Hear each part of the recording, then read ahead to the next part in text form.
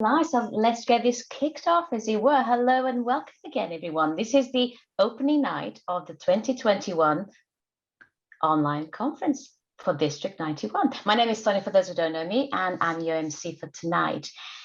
Every evening this week, from today through to Friday, we're going to have these pre-conference soirees with some special guests, discussions, talks, and fun along the way.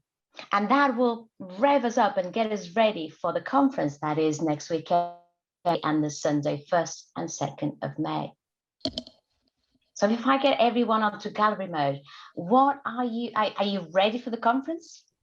Can I have some thumbs up? Yes, definitely. Loads of cauliflowers, as we said earlier. Well, I'll tell you who is excited. Is excited as Gula there. And that is our program quality director, Helena, and our district director, Arno. And they couldn't be here tonight. None of the district leadership team could be here tonight because there is a parallel meeting ongoing. But Helena and Arno sent us some video messages. John, can you play them for us? I will give that a jolly good try. Cool, thank you.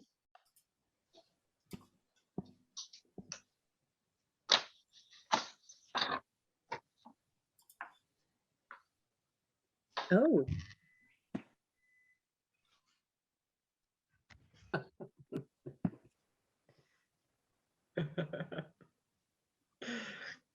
You're on mute. Welcome, I'm Helena Bowden-Brewer, District 91 Programme Quality Director, and I'm here to welcome you to the pre-conference conference.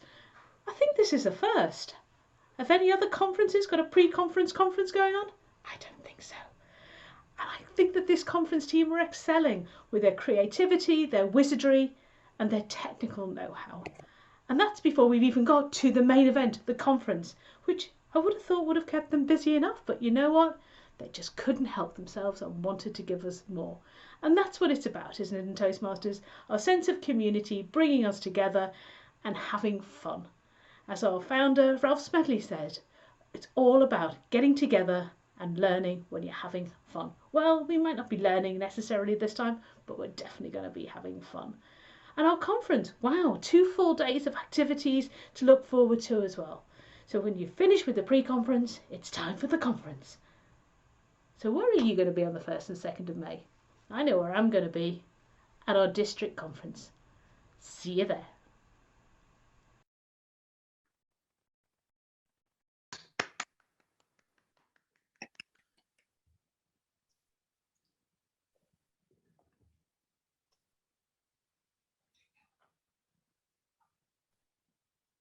Right, so that was Helena. John, do we have a video message from Arno as well? Do you know, surprisingly enough, we do. Fabulous. Can we watch it?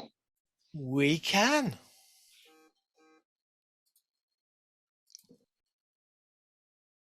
Forward to welcoming you at our district. Good day. It's Arno, your district director. I'm very much looking forward to welcoming you at our District 91 online conference on the 1st and 2nd of May, essentially next weekend. I've been really excited for the past few months, seeing and witnessing the tremendous amount of work that both our program quality director, Helena, and Gula, your conference director, and the entire conference team have put on to deliver what will be, once again, a world-class event. If you haven't purchased your ticket, there is still plenty of time. If you have, I look forward to welcoming you formally on Saturday, the 1st of May.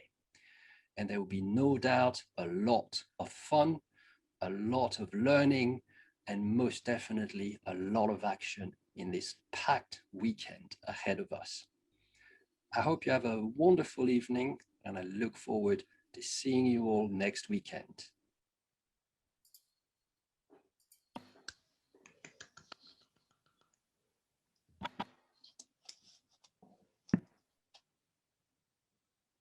Thank you, John, and thank you to Helena and to Arno. They are clearly exciting. I saw some thumbs up, and welcome everyone who's joined a little bit late. I see people from Germany, from Denmark, and from Bristol, and I'm sure there'll be other counties and other countries as well coming through tonight. So welcome all. As I was saying earlier, this is our first soiree of the week, and the theme today is to talk about what goes on behind the scenes, putting on a conference like this.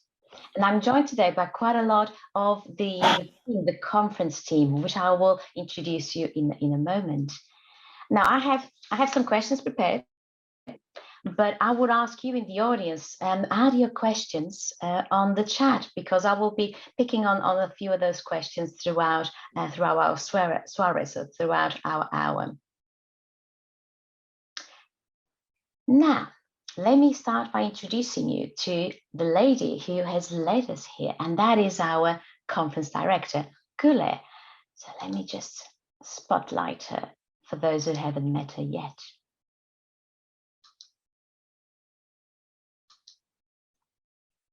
Gule, good evening. Good evening. Hello, everyone. So great to have so many people arrive on our first evening pre-launch. It's really good. Absolutely. I think my first question to you, Gule, is how did it come about? How did you win the bid to be the conference director? Well, it goes back about 2 years ago, and Andy probably remembers. It was at Ashford 2 years ago. We were face to face in Ashford, and I remember Andy going around the room, getting some names who wants to bid to be a conference director, and he was going around like, okay, 220 London. It was XYZ person. Then it was like, who's doing 2021? And there was another person, and then he came again to London 2022. And I thought, you know what? I just stick my hand up. I didn't know what the etiquette was, but I just went like, yeah, I'll do it. And Andy was like, what? What do you mean?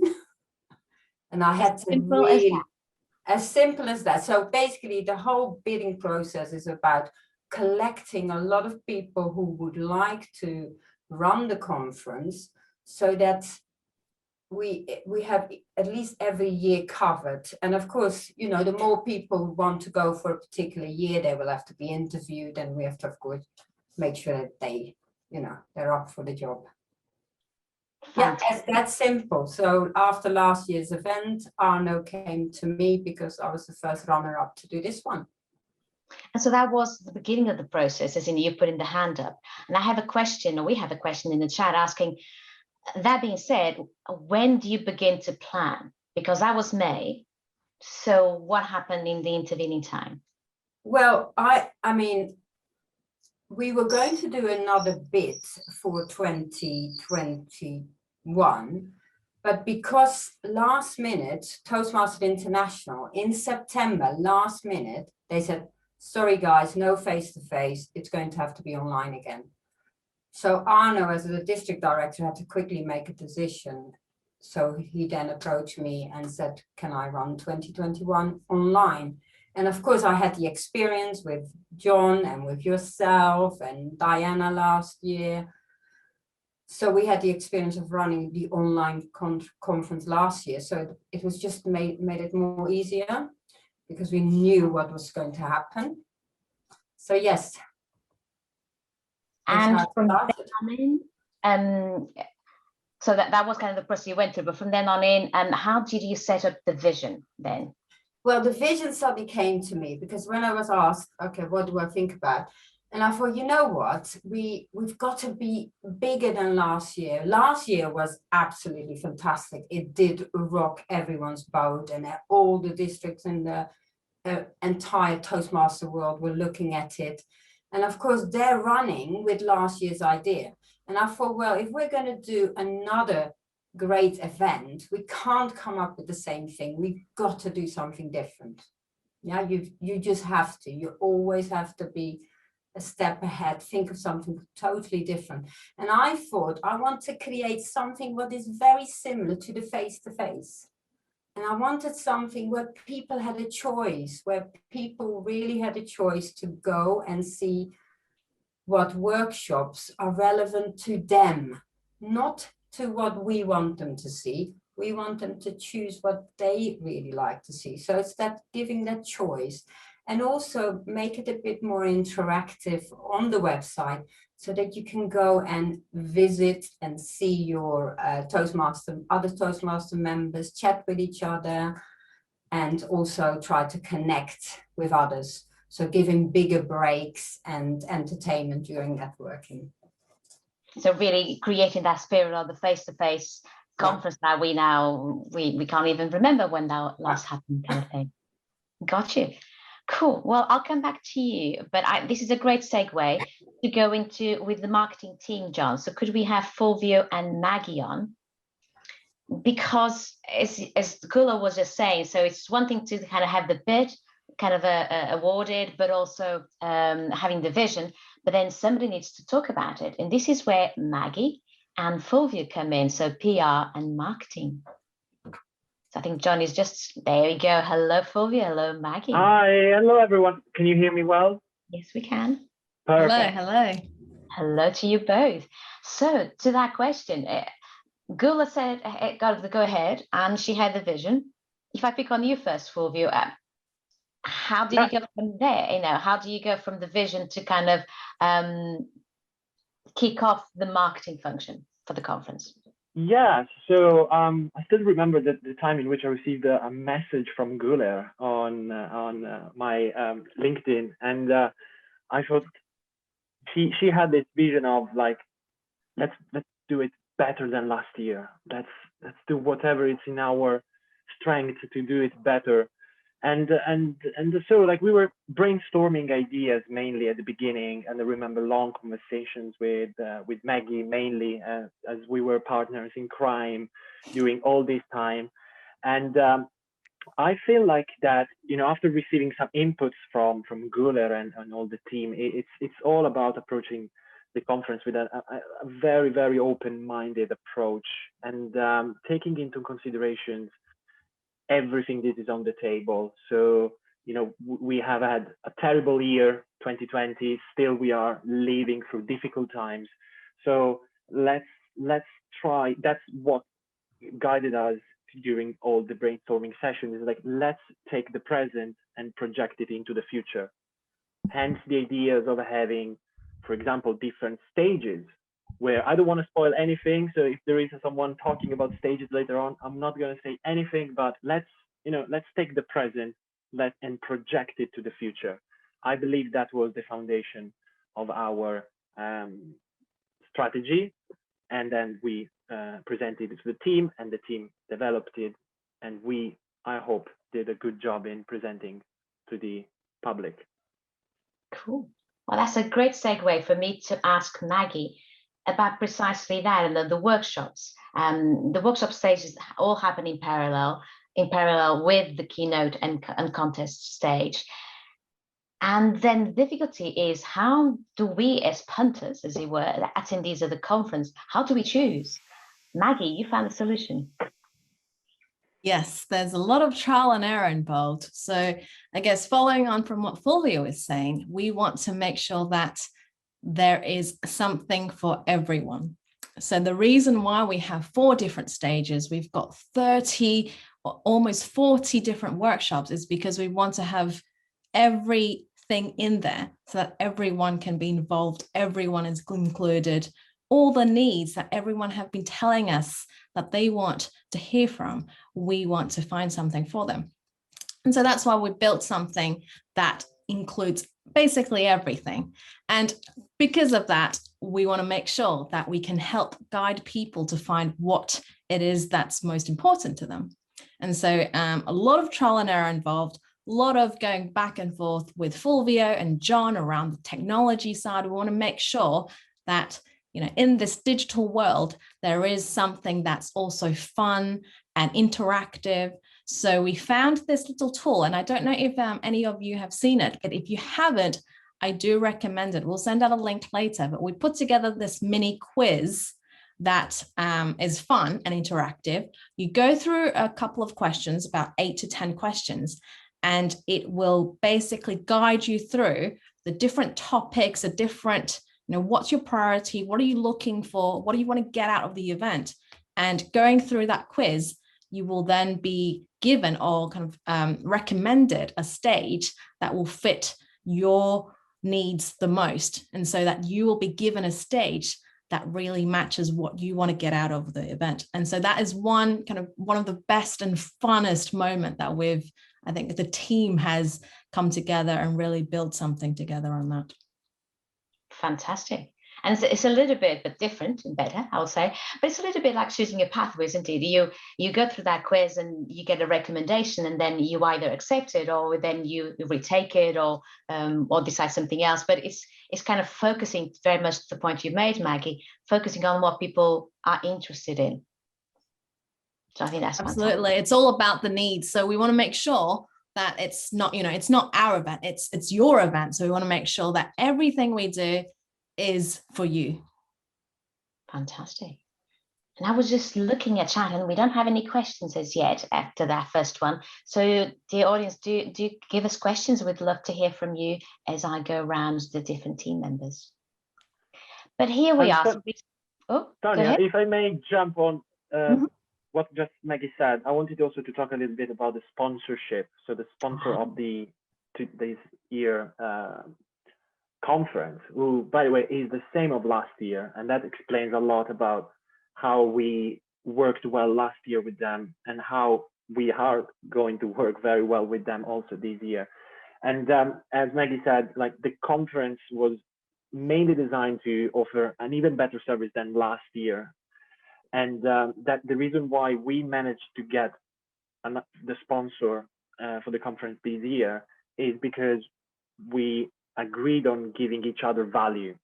And as you will see in the program, the sponsor this year has a workshop where they will present, they will contribute to the overall theme of the conference. So we wanted to have a sponsor for this year conference because we wanted to give them value. So a stage where to present and to host their workshop, and also getting value from the sponsor as well.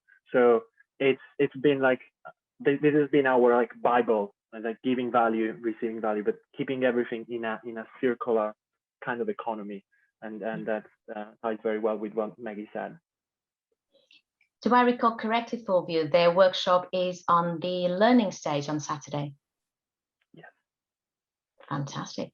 And was that the secret of trying to get them on board, as you say, in a difficult year like that, this one? It was kind of giving them the opportunity to have that extra value of sharing their message live.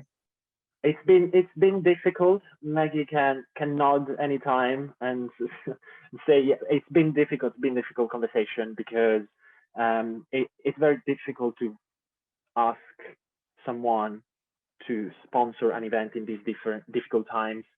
But again, we gave them an opportunity, and not just an opportunity. It's the District 91 conference. So we took some highlights from last year and we presented the case for this year. So this year is the 2020 conference on steroids.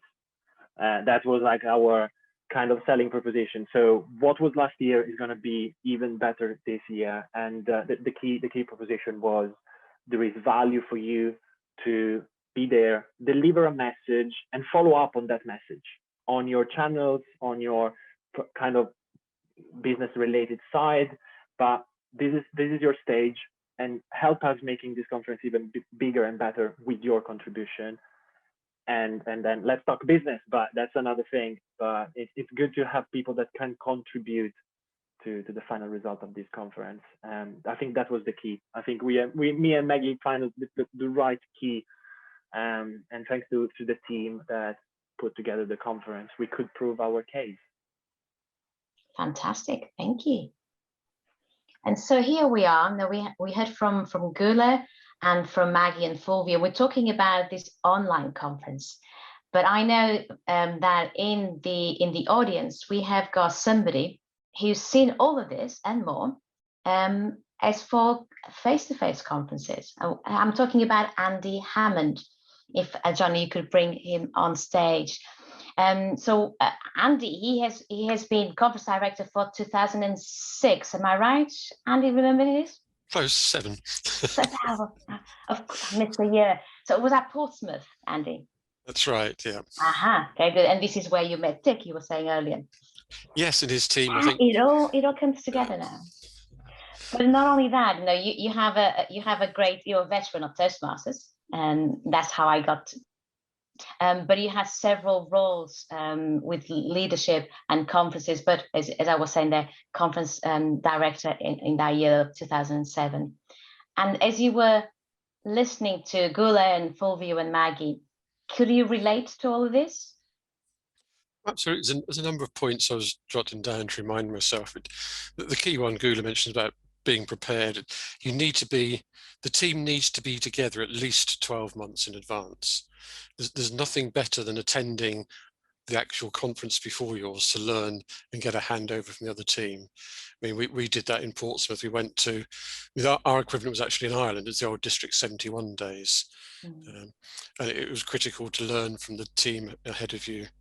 Sponsorship was touched on. It's incredibly difficult. I mean, I think they've done a great job to get sponsorship for the two conferences. So I know how difficult it is, even though we've got a great audience to offer people. The Toastmasters profile, people who are interested in self-development, are a great selling point for potential sponsors, but it's still very hard work. Of course, with live conferences, the theme is easier as well, because you pretty much take the locality and find something relevant. So ours was the Victory Conference in Portsmouth, based around HMS Victory, nautical theme. And there it almost creates its own theme because of the location. So again, doing it online, having to come up with something original, again, huge credit to the team for what they've achieved. It's fascinating to see the differences and the different challenges. Absolutely. And I'm going to ask you, if you don't mind, I'm going to ask you a question from the audience, from Brian, I think from Bristol. And he's saying, when the pandemic permits, and so when the pandemic permits face-to-face meetings again, would you see us holding hybrid conferences? I've been thinking and talking about this recently, and I mean, even the international convention last August and the one coming up this year, there were elements of that which you can't do in a live concert, a live conference, and it offers a different range of opportunities. And I think we're going to have hybrid events in the future. I mean, this idea of having events leading up to the conference, for example, a great idea. You don't need people to travel for that. You can get them together. There's no substitute for meeting people face to face and having chats in person. I miss that element. The networking part of conferences is fantastic. And also, of course, the social bit in the evenings are great fun. But there's so many other things you can do now that we've got the technology and the experience. Yes, they're definitely going to be hybrid events in the future, no doubt. I would agree with you. And I was smiling profusely there because I've only been to 3 face-to-face conferences. But the Saturday night social is always fantastic. And I always feel sorry for the speakers on Sunday morning. I don't know if you had the same feeling, Andy. Well, I'm going to go back a few years. When we used to be District 71 and we alternated between Ireland and the UK, the Friday night was the party night because half your audience had to travel on the Friday to be there for the Saturday. And the Friday night was traditionally the disco and the fancy dress competition. I see. I've seen contestants Friday night and Saturday night who've been up to early hours and still compete at 9 o'clock the next morning. And I don't know how they do it. I have to say that amazing effort for sure. Excellent. And I'm going to take the comments you made and actually go to John Drinkwater, because John, the question about the hybrid conferences really touches upon your area, tech. So what's your view? My view is very simple. People are going to find it much harder than they think to do. And I think hybrid is going to work as a concept when you think of the two types of events separately. At a club level, you can't do hybrid because there's just too much tech to do it properly. But you can have a meeting online and you can have a meeting face to face and you can alternate them. When it comes to the next conference, it's going to be very hard indeed, because to do what we are doing this year as hybrid, you're going to need 5 camera stages, 5 Zoom walls. Sounds interesting. But I have visions of Eurovision. Like the conference is kind of being on is happening on stage, and then you got Graham Norton kind of having a conference with the audience online. You can do that, but the question is, what happens if you have ancillary rooms like we have at this conference? Because if people online want to join into those as well, you have to set those up with cameras and Zoom walls and all the other things. So it's going to be an interesting challenge. But the flip side is, I believe maybe a third of members this year have come from the online space, and there's a lot of Toastmasters in District 91 and probably in 71 and other clubs that and other regions that have kept going through this pandemic. They're going to have dozens, probably hundreds of people between them who only know Toastmasters and an online experience. What are you going to do with those? A completely new set of people join Toastmasters. Well, if Andy and I have our way, we'll have a party on Friday night and on Saturday night, and that's how they join us. But the serious point you're making is those people might actually not be in the country. Yeah. Because they joined online. And so that is the serious kind of topic to contend with. It's a challenge and it's an opportunity. I saw posts recently on a couple of the big Toastmaster websites where some of the online clubs have now been absorbed into districts. But that means that there are finalists in some of the speaking competitions around the world who are not based in the country in which they are now a finalist. That brings a very interesting question for everybody to think about. If people can compete across boundaries, is it unfair? Does that bring more opportunity for everybody? I'm not going to be the person that answers these questions tonight. I'm just going to ask them. But there are lots of very interesting things that are happening. And we have to take advantage of the things that are given to us and move Toastmasters forward. So Absolutely. Hybrid is going to be one idea. Online only clubs, physical only clubs. There are some clubs that are as much social as anything, and they'll want to go back to their social ways. So I think there'll be a bigger diversity of the style of clubs by the time this pandemic is over. And then, of course, the challenge is going to be at conferences like ours and the other districts. You're then going to have to reflect that complete diversity of people and experiences. And very much to the point you're making there, we have Stephanie in the audience from Germany, and she says she definitely wants to be part of the 91 next Toastmasters year. And I think, Stephanie, you are not the only one, as John was saying there.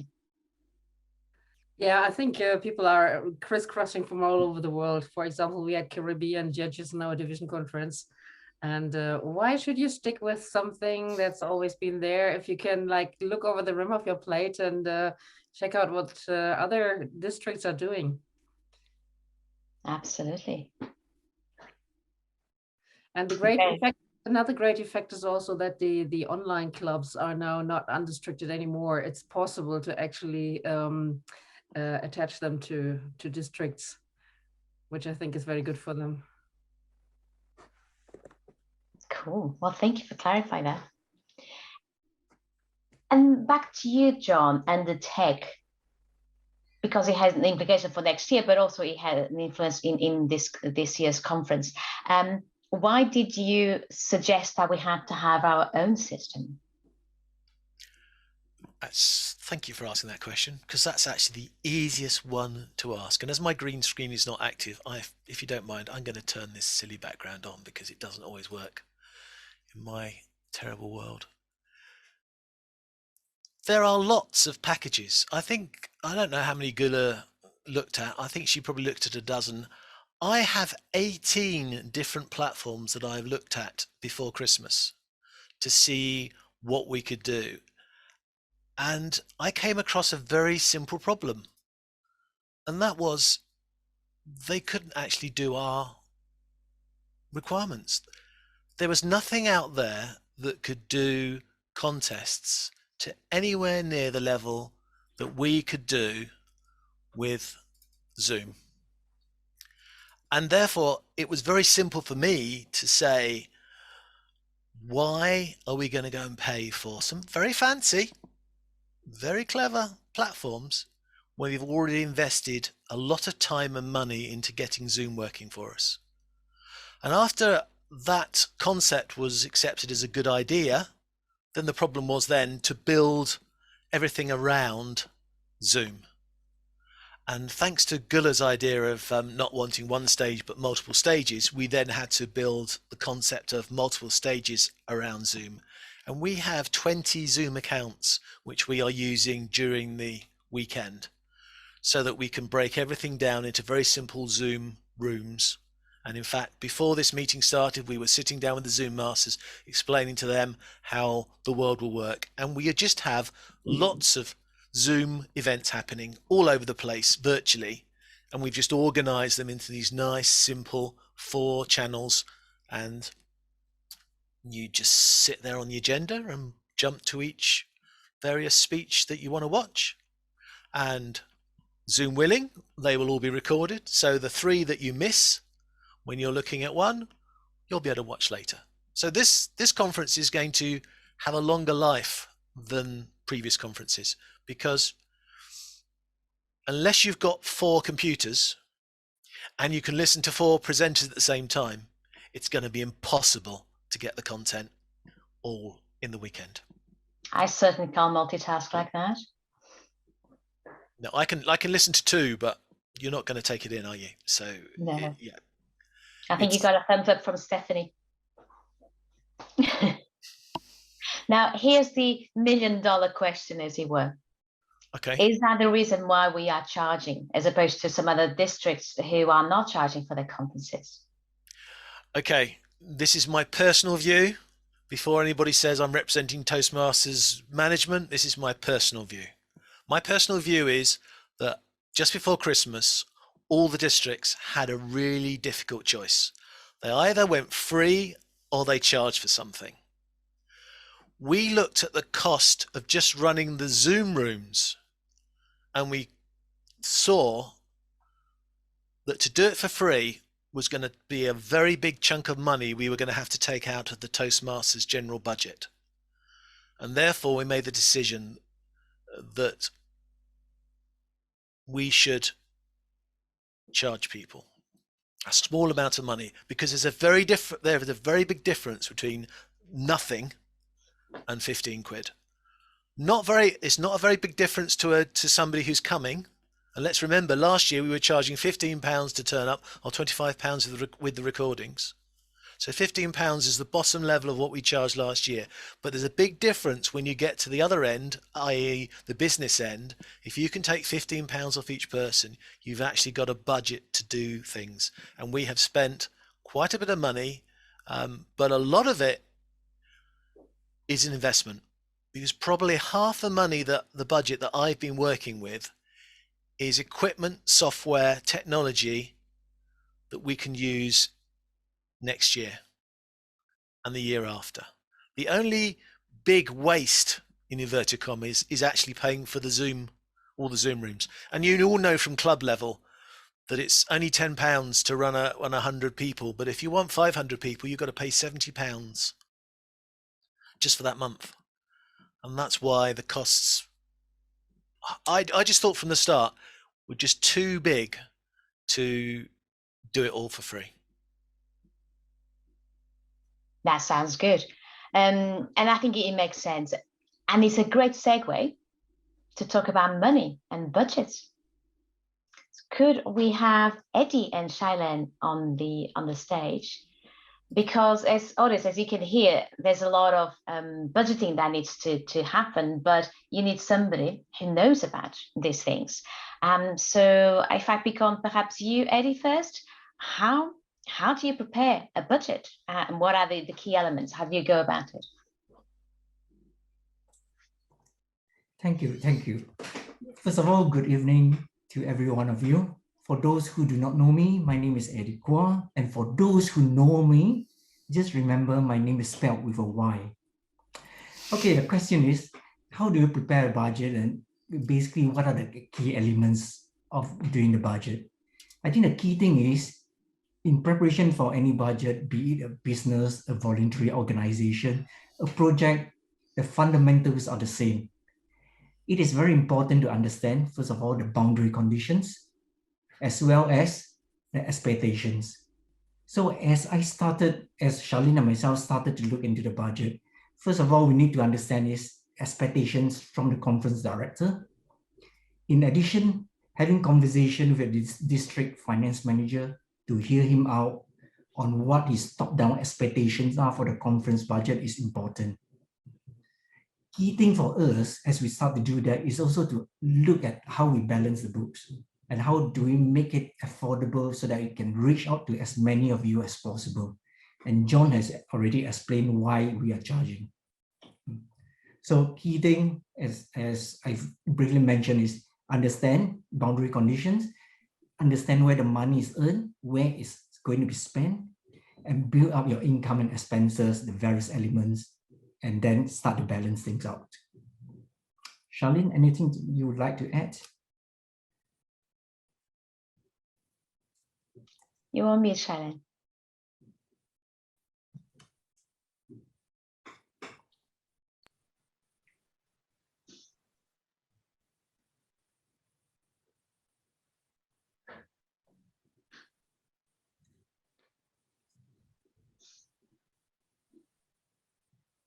Sorry, Charlene, we still can't hear you. Hear me now? Yes, we can. Okay, thank you. Sorry, I was just trying to test you guys. Can you hear me or not? Very good. Yeah. Now, hi everyone. I'm Shailen, and Eddie and I, we both work on the finances side. I remember when Gulair approached both of us, and she had two hands in terms of making sure that all the finances are in good hands, and it is in good hands. We got a very, very healthy situation for this year conference. Eddie has already covered about the income, cost, and the balance, and the final bit was about the goals. You know, what Gulair had a vision. We wanted to make sure that vision is covered within the budget and ensure that we come out positive, at least not negative, but at least we should have a balanced budget as well. So I mean, we have done our best to make sure that the conference has got surplus money in terms of meeting all its cost and any other unforeseen expenses as well.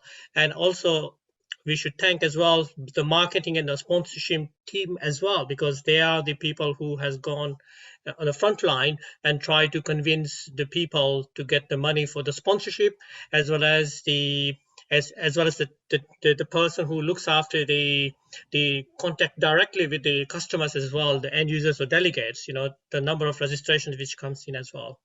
But we are in a good shape, yeah. Fantastic. And I remember when I asked you about your roles, you mentioned that I've written this down, there were 3 golden rules of budgeting. What are they? Okay, I'll go first, and then Eddie can also join as well. So basically, in any finance who are involved in the finance world, and more specifically about the budget, you know, there are 3 main golden rules.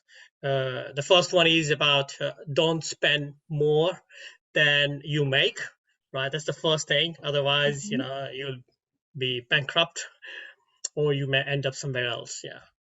Then always plan for the future and make sure that you track the budget in the real world, probably people do on a periodic basis, on a monthly basis. But because we were in the conference world where there's a tight timeline, so we need to make sure that we were doing tracking on a weekly basis, and we were providing the information, value-added information to the conference team, the leadership team, so they are aware of that, what our costs are, and also what our income projections are, and where we're going as well. And the third bit is about the get value for the money, which means that make sure that whatever contracts we enter with the suppliers, that we get maximum money out of pay less but get more services, right? So it's helped to grow our money that way. So these are three golden rules, but Eddie can add as well if I have missed out anyone. Yeah, thanks, Charlene. I think I do agree with you on that. For me, on top of what you have mentioned, key thing is early engagement with all parties concerned. I think that's important, early engagement. Second thing is transparency of information from the team. As a committee, as an organizing team, it's important to continuously share information so that there's no late surprises. And of course, process and systems to monitor and track it, that's important as well. That makes sense to me. And I'm always smiling there because I was thinking how much have you squeezed Zoom? But I guess Zoom is Zoom, and there is so much you could do there. Very well. Well, thank you, gentlemen. And I would pass you over then to talk about project management, and that was with Annalise. So Annalise, we have got in the conference team, there's 11 of us with different teams. How do you go about project managing the whole lot? Good evening, everybody. But over the last few months, I have spent a lot of time with Güler. It was quite interesting. You know, I jumped into the team, like saying, oh yes, I put my hand on to say, yes, I'm part of the experience, the adventure, let's go for it. And then I thought, okay, it was a bit time consuming, but not too much. But we have spent a lot of time together, speaking over the phone for many times, 1 hour. And so, yeah, it was quite interesting. What can I say? We have a beautiful spreadsheet called the timeline, and this is the key to the organization of the team. So on a regular basis, we keep track of the tasks, different tasks, what we are doing, update with the team, and then keep track of what we are doing with beautiful colors as well. So it's going quite well. Sometimes it's, yeah, you need to chase people, but also to let them come with information because you don't want to pressurize people. They know what they are doing. So, and we have our weekly meeting on Sunday evening. So we have been meeting for a few months at 4:30 on Sunday evening. Quite interesting. But yeah, it's an adventure, a great story, clearly. So exciting. Cool. Thank you, Annalise. And I think we should be clear with the audience that there are 11 of us, myself included, and you included, in the team. And most of us are here on this call, and we don't look strange. So we have got a week to go, and we still have energy, and we're still happy, and you have a smile on your face. So thank you. The other thing that you've been doing, which I think is really important, is you put together the team of Zoom Masters. Yes, and we have a few tonight, actually, on the call. Oh, there you go. Fantastic. Well, maybe we can bring them on. And tell me, what was the process like? Now, what were you looking for in Zoom Masters for the conference? So the idea was to pair the speaker with a Zoom Master. So it was the initial needs. And then, so I started to look for people, and I didn't know where to go. There is a group chat called D91 Zoom Master, but it's not very active at the moment. So I tried to put a message, but not much luck. And then I went to ask people around, all the division director I was speaking to organize the event, their division event with the same model of the conference with 2 different rooms. And then I was asking for recommendation. And a lot of names came up. So then I contacted them individually.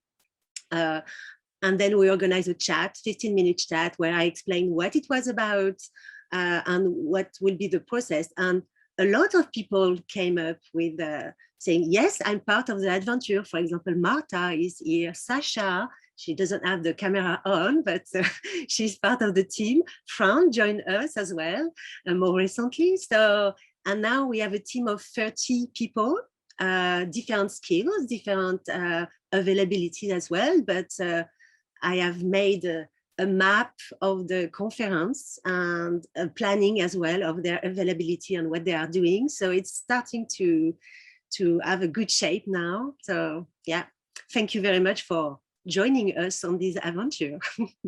Cool, indeed. And I'm going to pick on a couple of them. So Fran, I think you were thrown into Zoom mastering this meeting at the last minute. How did you find that? That was a surprise. I go, why have I got the admit bit up there? Well, what's happening? So yeah, it was kind of odd, but I thought, okay, well, I'll just go for it. So I did. So it's a bit like that, you know, if you want to learn more, you've got to jump in and do it. So that's what I'm doing.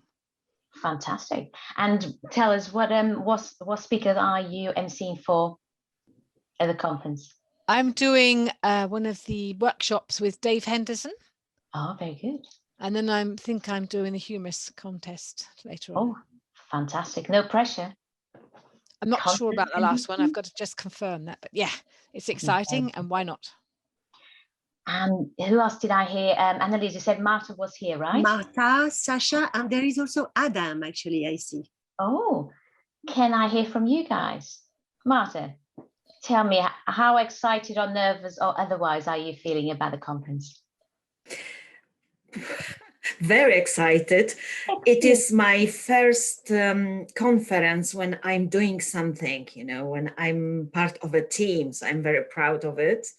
And I want to try it out. I want to learn bits about Zoom mastering. And, you know, it is such a practical skill because I'm a president of the Canterbury Communicators Club and we are meeting online. It is very good to have the skills because when your Zoom master is not there, then you just know what to do.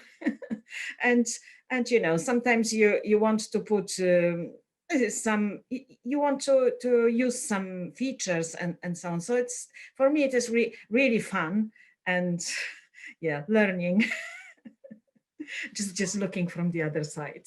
But you are so right, isn't it? It's learning by doing. And I know it's an exciting stage as in the conference, but it is a support. Hopefully you feel supported in doing so as well. Yes, cool. Absolutely. Now let's hear from Sasha and from Adam. Sasha, I know you don't have the camera on, but yes. We can see you. Sorry, you'll have to talk to Broccoli. So I've just disconnected my camera. I didn't know you'll be calling me. So. Well, it's a joy to kind of have so many Zoom masters. So I'm keen to hear your initial thoughts. Now, a week to go, how are you feeling? I'm feeling good. So I'm really impressed about the work Annalise is doing. So it's, I think, about 28 of us or something like that. So I think the last week was called like that. And I'm really impressed. I've done a bit of Zoom mastering on club level, on area level. And I've did it on different non-Toastmasters levels. So I'm just excited to be part of the process. And it's also interesting to learn from John about how everything goes.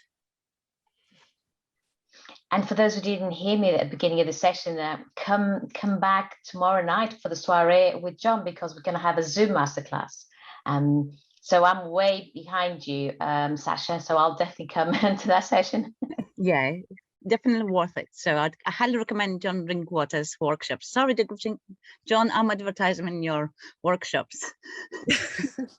You'll have to come. Absolutely. Thank you, Sasha. And just briefly, also, let me call upon Adam. Adam, tell us. Hello everyone.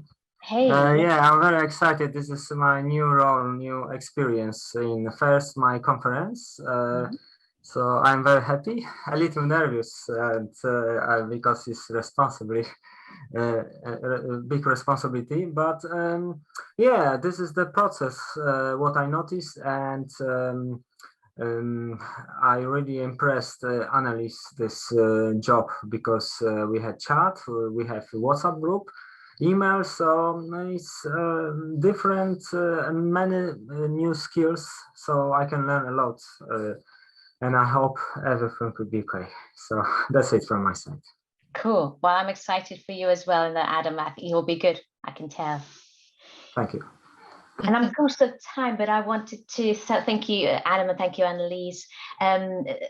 Side by side with the Zoom Masters, we have got the MCs, and I have the privilege to have put together the team of MCs. There are 15 MCs plus myself, and the MCs will take the audience through the whole program on both days, both in the main stage and also in the workshop stages. So we're really, really excited, and I hope everyone will enjoy their presence.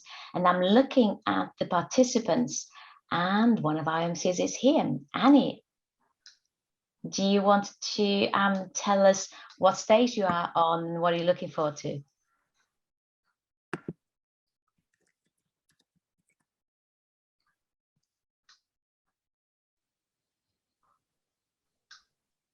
Do we have Annie? Maybe we don't have Annie. Hi. Hello. Hey. Remind us all, Annie, what stage are you on at the conference? So the stage I'm on is the growing stage on Saturday, and I'm going to be sort of sub MC with Andy. So Andy's going to be actually the person who's going to be running the show, but if anything goes wrong, then I'm going to be helping him and supporting him. And I'm just really excited. Some of the people that we've got on the stage are really interesting. So yeah, I'm really looking forward to it. Excellent. And as you were saying, that we do have 2 MCs in each stage. And as a backup MC, you also deal with questions for the speakers, right? So the speakers, That's right. And they may stay behind if they wish and have some questions like we would do on face-to-face conferences, like Gula was saying to begin with. So you'll be taking those on. Absolutely. Yeah. So really welcome anybody with questions, and we can look at them at the end, and I'll be with the speaker or the workshop master who will be answering them for you. Yes. The other exciting thing that we have on this year is not only do we have all these workshop stages, but during the larger breaks, we have some entertainment led by MCs, and you are one of those MCs. Care to share what you are entertaining us with? Yes, well, I've got 2, and well, the first entertainment slot that's on the Saturday break at 11:15, that is going to be my improv session. So it's going to be a little mini workshop, which I'm not going to tell you too much about because improv, of course, it's all impromptu, but there's going to be some fun, there's going to be some games and exercises. And then on the Saturday at lunchtime between 2 and 2:15, we've got the wonderful Anya, who's going to be doing a sort of a movement session, who's going to help us get limbered up for the afternoon and keep us awake, which I'm sure we will be awake, but it'll just get us nicely moving into the afternoon. Absolutely. Well, thank you, Annie. And thank you again for being part of the team. I think it's going to be exciting. Oh, it's been brilliant. Thank you so much, Sonia. My pleasure. Thank you. And that is a great segue to a question that I got on chat from Dick. What Dick is saying now, we've heard all about these workshops and the contests and the district council meeting, but what Dick really wants to know is, are we going to have a party? Yay! Excellent. I think the answer is yes. So we have multiple parties, Dick. So it all starts on Thursday. Thursday it's Zumba Night. And as John was saying earlier, bring your lycra. I don't own any lycra, by the way, so I shan't.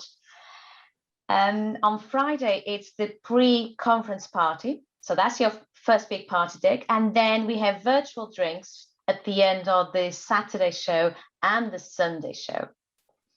I'm not quite sure if I can take all of these parties, but I shall be going to all of them. What about you, Dick? I'll be at every single one.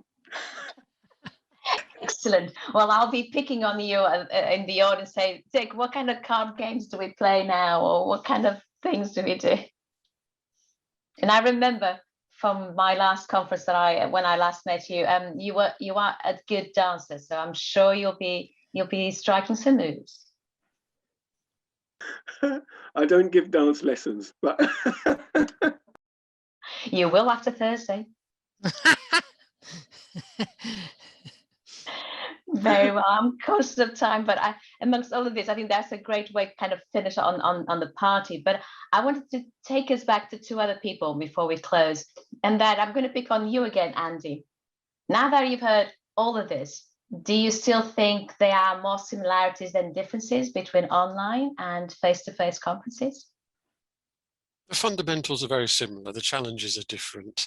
And I did want to just say that we've heard so much about all the skills that people are bringing, the skills they're learning, the huge amount of effort that's going into this. And let's never forget, every single person here is a volunteer doing it out of the goodness of their heart.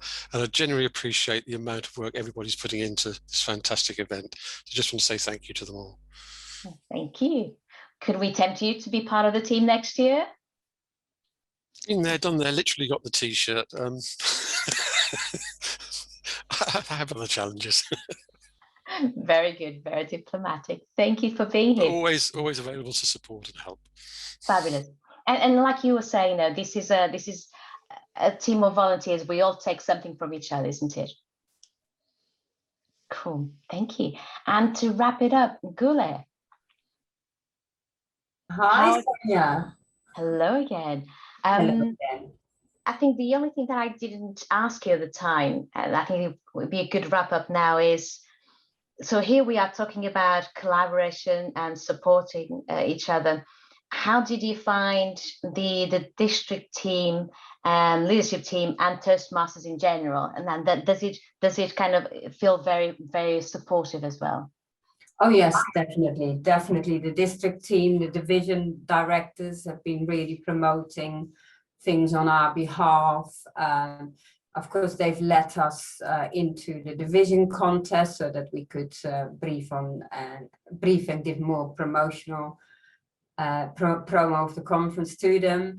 And of course, you know, through the green background, it's going even further. We've seen it in different club meetings used. So yeah, everybody's been very supportive. Arno and Helena, the big trio.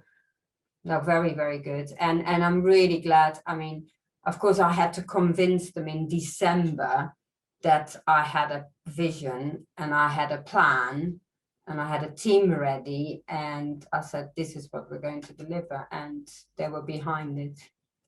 Fantastic. And if there's anyone in the audience who's kind of tempted to go for to be part of the conference team next year, what is the one thing you would suggest to them or advise them? I would say if you want to go for it, give yourself a bit of ample time, because although I mean we were given 5 months, 5.5 months.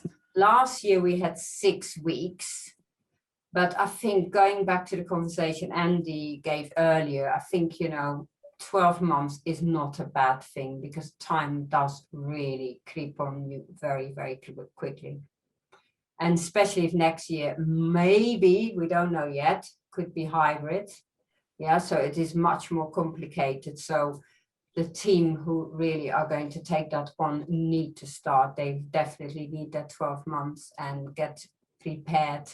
And again, you know, come back and see us for feedback or help. We can support everyone.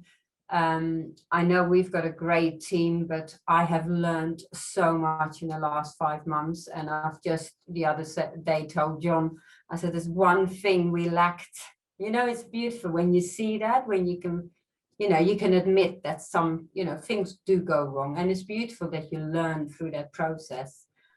And it's that tiny little trick, you know, that little element I can give to the next person to make sure they bring that with them. Fantastic. Well, thank you. I think that's a great way for us to end, a great note to end on. So we have got the hour slot. Everyone is welcome to stay. We'll be here until 9:30. But to wrap up, for those who need to go, and I'll just say thank you to everyone who spoke with me today and the questions we had on the chat. I think you'll agree, no, great insights. And I hope that for those of you in the audience who are tempted for next year, hopefully you got some good information, some good advice for that journey. So with that, actually, before we close, let me re-advertise that we have got John's Zoom masterclass tomorrow, Annie's improv session on Tuesday, and then the rest of the week you can see on the website. But thank you again, and good night. Thank you, thank you, thank you.